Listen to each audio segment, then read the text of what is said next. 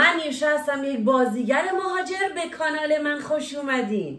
یه 2 روزیه آب و هوای استانبول به شدت سرد شده. این صدایی که دارین میشنوین همزمان هم چای گذاشتم تو چای ساز دم بکشه، هم قهوه دارم درست میکنم. صداها با هم تلفیق شده، یک سمفونی بسیار زیبایی که میشنوید صدای این دوتاست. خب اینو داشتم میگفتم که استانبول یه 2 روزی خیلی سرد شده. بعد میگن که قرار برف بیاد، ولی هنوز برف اونجوری که باید ما ندیدیم فعلا اینجا. در واقع دیروز مثلا صبح یه کوچولو برف اومد، ولی از این برفای آبکی که مثل بارونه بود. امروز به شدت هوا طوفانیه، یعنی در حدی طوفانیه که من صبح بلند شدم برم مدرسه، برم کلاس زبان ترکی. مصطفی گفت نری بیرونا. گفتم خب تو منو ببر برسون. گفت من باید برم سر کار، دیر میشه، نمیتونم تو رو ببرم. بنابراین گفت تو نرو چون خطرناکه، این طوفانی که انقدر شدیده میاد. به هر حال آدما وقتی تو خیابون راه برن اتفاقی بسیار بد ممکنه بیفته، مثلا یه درخت بیفته وسط کلش، مثلا چه میدونم دیگه. به خاطر پیشگیری از اتفاقات غیر مترقبه من نرفتم. یعنی هوا خیلی سرده، نمیشد که اصلا پیاده رفت. یعنی میشد، اگه میخواستی میشد، ولی من نخواستم چون مصطفی گفت نرو، خطرناکه. منم دیگه ترجیح دادم که نرم.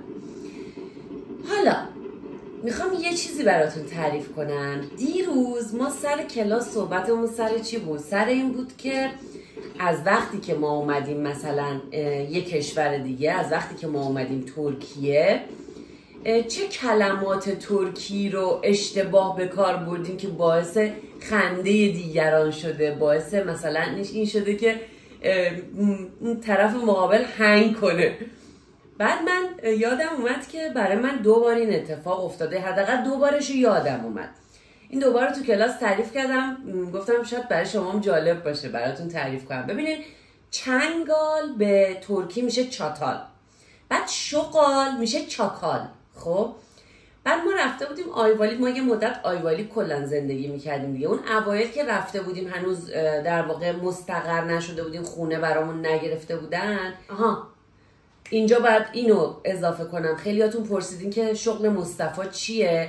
شغل مصطفی ادیتور فیلم و سریاله. خب به همین خاطر ما چند ماهی آیوالیک زندگی کردیم. اون چند ماهی که آیوالیک زندگی کردیم مصطفی سریال اوچکسکارداشو کار میکرد که اونجا به محض اینکه ما رفته بودیم، حالا یه ماه بعدش تا برای ما خونه بگیرن و این چیزا، این اتفاق، این ماجرایی که الان داشتم براتون تعریف میکردم اتفاق افتاد. ما یه خونه موقت گرفته بودیم با وسایل و این خونه موقت چی نداشت؟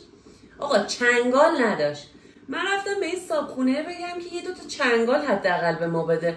رفتم گفتم سلام علیکم آقا، حال شما؟ 2 تا چاکال بده به ما. و گفت چی؟ چاکال؟ باش غذا میخورن. تو هم فاصله مصطفی رفته بود خرید کنه، رسید، یعنی تو مکالمه من و صاحبخونه مصطفی رسید گفت چاکال میگه. آقا چاکال چیه میگی؟ چند تا چاتال منظورشه. خلاصه که منفجر شده بودن اینا از خنده که من رفتم که آقا یه 2-3 تا شغال بده بریم ما. با نمک بود. یه بارم اینا به ریش میگن ساکال. خب بعد به یه آدم احمق مثلا دیوونه میوونه میگن سالاک. و من رفتم به مصطفی گفتم که برو این سالاکاتو کوتاه کن. و گفت مجید جان دل بندم، اینا ساکاله، سالاک نیست. یعنی کلمات اینجوری مشابه خیلی اتفاقات بامزه‌ای و مثلا رقم میزنه که باعث خنده میشه. خودم هنوز یادم میاد میخندم. هنوز که هنوزه من ساکالو با سالاک اشتباه میگیرم، نگم براتون. بعد من این دستگاه رو خاموش کنم. یه اتفاق باحال خیلی خوشگل دیروز افتاد که برای من خیلی خوشایند بود. سورپرایز شدم. من یه دوست دارم، قطعا توی یکی از ولاگ‌ها دیدینش، مهرناز، که خیلی هنرمنده. مثلا هر لباسی که میپوشه، هر کلاهی که میذاره، هر شالگردنی که مثلا شالگردنه متفاوت، نه مثلا یه مدل اینجوری معمولی، متفاوت و خیلی خاص، همه رو خودش بافته. ولی هر دفعه میومد سر کلاس من اینجوری بودم اینم خودت بافتی؟ وای اینم خودت بافتی؟ چقدر خیلی خفنه، خیلی خوشگله. چون من خب خوشم میاد چیزایی که با دست انسان خودش مثلا برای خودش درست میکنه، به نظرم یه ارزش دیگه ای داره. خیلی من برای یه هنر ارزش قائلم واقعا. و اینکه مثلا یه نفر بتونه خودش برای خودش هر چیزی بسازه خیلی کار سختیه. مثلا من خودم شخصا هیچ وقت تو زندگیم نتونستم خیاطی و بافتنی مثلا یاد بگیرم، دلم نخواسته که یاد بگیرم، چون به نظرم یه انسان صبور میخواد که بتونه زمان بذاره و پای اون بشینه، که من اون آدم نیستم. من 10 دقیقه هم نمیتونم اینجا بشینم، میرم میام. اینم هایپر اکتیوی منه دیگه. به خاطر همین هیچ وقت نتونستم، یعنی نخواستم، دلم نخواسته که خیاطی و بافتنی رو یاد بگیرم، چون آدم یه جا نشستن نیستم. ولی خب خیلی واقعا تحسین میکنم کسایی که این کار رو انجام میدن. مثلا مهرناز دیروز یهویی منو سورپرایز کرد. این که میبینین دیدین این کلاه رو برای من درست کرده بود، آورده بود. نگاه کنین خیلی خوشگله، واقعا خوشگله. یعنی هیچ وقت فکر نمی کردم یه کلاه به این خوشگلی یه نفر برای من درست کنه و بهم هدیه بده. کلاهشو ببینین، رنگاشو ببینین. بعد من دیروز قرمزم پوشیده بودم، خیلی ست شد اصلا نگم براتون. بعد قبلا هم گفتم حالا که دارم این هنرشو نشون میدم، یه هنر دیگه شم که قبلا نشونتون ندادم نشون بدم. اول آوردم اینجا چیدم. وایستا. این دستکشارم قبلا برام درست کرده بود. اینم این مدلیه، ببینین خیلی خوشگله، واقعا هنرمنده. به نظرم خیلی هنرمنده. نه اینکه دوستم باشه تعریف کنم، و به نظرم خیلی هنر میخواد اینا رو درست کردن. من خلاصه که عاشق این کلاه شدم. دیروز سر کلاسم کلاه رو اینجوری گذاشته بودم، نشسته بودم، بعد استادم گفت کلاه چقدر قشنگه. مهناز درست کرده. خلاصه هر کی گفت مهناز درست کرده. ولی کاش منم میتونستم از این هنرها داشتم. هنرهای منم فرق میکنه دیگه، هر کی یه جوره. ولی واقعا تحسین میکنم، واقعا درود به هر کی که توانایی اینو داره که برای خودش کلاه و شالگردن و نمیدونم این چیزا ببافه. موام زشت شد، خراب شد، آینه ندارم چون که. خب اینم از این که باید براتون تعریف میکردم. حالا امروز تصمیم گرفتم که به روتین صبحونه خودم برگردم. توی این مدت که این همه 1 ماه مریضی رو گذروندم و نمیدونم اتفاقات سختی برای بدنم به وجود اومد و با سختی رد کردم. خب سعی کردم که تغذیه‌ام مثلا این اواخر رژیمی باشه، ولی دیگه مثلا بازم مثلا صبح یه تیکه انقدی نونم خوردم، حتی نون پنیر با گردو و اینا. ولی اصولا خب من صبحونم نون نمیخوردم قبلا دیگه. از امروز استارت اون نون نخوردنه رو زدم. چطوری؟ کوفرکسم آماده است. دیشب تو شیر گذاشتم تو یخچال نرم شده. الان میخوام این آشو، من معمولا شب که اینو میذارم میمونه، صبحم یه کوچولو شیر بهش اضافه میکنم. اونایی که ترکیه هستن من این شیر رو استفاده میکنم، ایچیم لاکتوزسوز، بدون لاکتوز، خیلی خوشمزه. از روز اولی که اومدم همه شیرها رو امتحان کردم، فقط طعم اینو دوست داشتم. لاکتوزسوز ایچیم. بگو مثلا چه حالی میکنی من دارم تبلیغش میکنم.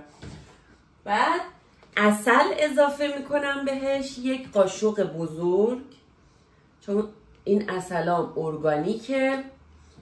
اینم عسل به این صورت. این میشه صبحونه بنده، کاملا رژیمی و خوشمزه. من خیلی دوستش دارم. بعضی روزا مثلا اینو نمیخورم دیگه، سعی میکنم مثلا تخم مرغ و اینا بخورم. بله اینم گفتم بهتون توضیح بدم که من به روتین صبحونه خودم برگشتم دیگه. صبحونه خودم رو میخورم. بچه ببین بیرون رو بهتون نشون بدم، بادو ببینین فقط. خوبه نرفتم.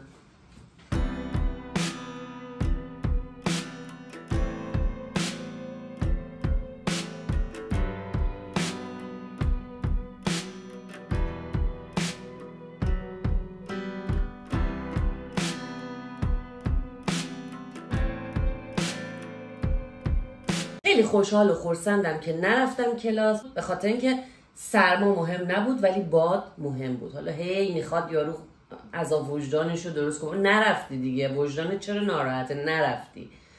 نرفتم دیگه. امروز در واقع آخرین روز کلاسم هم تو این هفته بود. یعنی از امروز به بعد یه ذره تایمم آزادتر میشه، بیشتر میتونم به مسائلی که مد نظرم هست بیشتر میتونم بپردازم. و راستی یه چیزی، من براتون توی کانال تلگرامم یه دونه لینک ناشناس گذاشتم. یعنی اگه روی اون لینک ناشناس کلیک کنین و برای من مطلب یا چیزی بنویسین، اصلا اسمتونم نشون داده نمیشه ولی خب صحبتتون به من میرسه.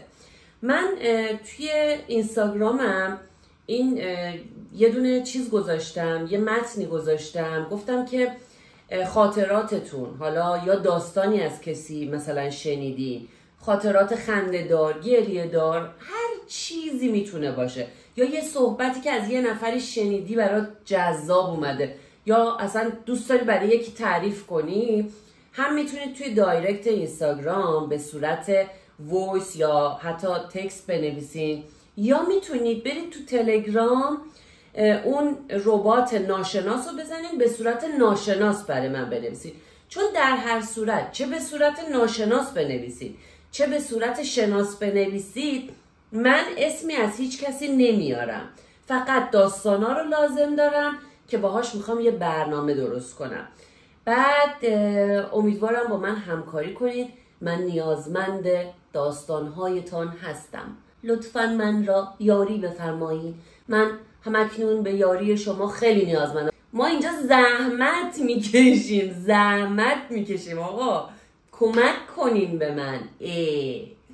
برنامه‌م اینه که توی یوتیوب برنامه‌های جالبتر و سرگرم کننده تر، نه مثلا بگم صرفا طنز و این چیزا، نه، براتون برنامه سازی کنم. خب مثلا برم با آدمای مختلف مصاحبه کنم، برم نمیدونم داستانهای شما رو تک تک بیام بخونم یا برنامه ریزی کنم براش، یه برنامه سازی انجام بدم.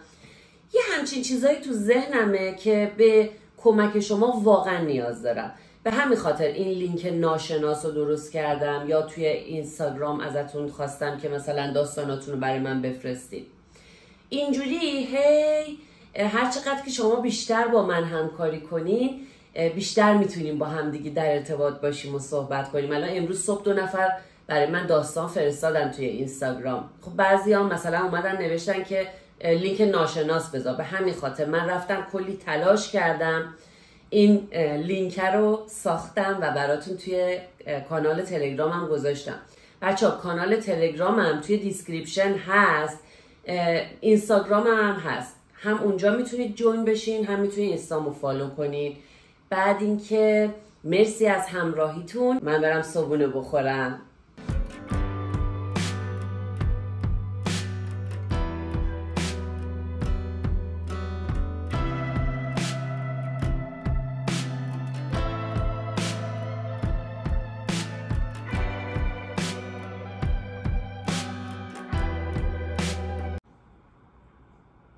از اونجایی که من علاقه ویژه‌ای به تخت خواب دارم، مشقامم برداشتم آوردم نشستم تو رخت خواب دارم درس میخونم. از زمانم استفاده میکنم. درسته که کلاس نرفتم ولی خودم میخونم. این ترمو گفتم بهتون که خیلی جدی گرفتم، خیلی خیلی جدی دارم درس میخونم، چون هم سخته، همین که باید سعی کنم دیگه بهتر از قبل بتونم ترکی حرف بزنم. این خیلی مهمه و گرامرشون یه جورایی سخته. مثلا یهو میبینی یه جمله طولانی کلا یه کلمه طولانی میشه به ترکی، یه ذره سخته. بنابراین من بنابراین من الان دارم این چیزا رو حل میکنم. مشقا، یعنی اینا، ببینیم اینا نمیم میبینین یا نه. تمریناتشو حل کنم که دیگه خیالم راحت باشه تمرین حل نکرده ندارم.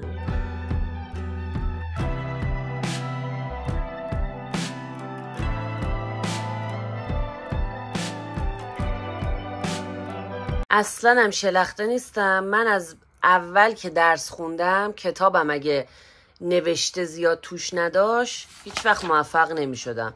یعنی کتاب نو باشه من یاد نمیگیرم، باید توش یه عالمه نوشته باشه. به خاطر همین ترم پیش ننوشتم، خیلی از خودم ناراضی بودم. این ترم زیاد نوشتم، اونم با خودکار. این یه سریالی بود که دیشب مصطفی داشته نگاه میکرده. بعد من صبح که روشن کردم تلویزیونو زدم این سریال اومد.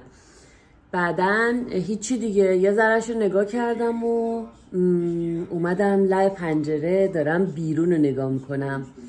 خیلی باحاله. میدونین تو هوای سرد نباشی، تو هوای گرم باشی، بعد منظره باد و بارون و هوای سرد رو نگاه کنی، خیلی خوشگل و لذت بخشه. به نظرم الان باید برم یه چایی هم برای خودم بریزم بیام بشینم اینجا. بارون و سیله، اصلا بارون نیست که. نگاه نگاه نگاه.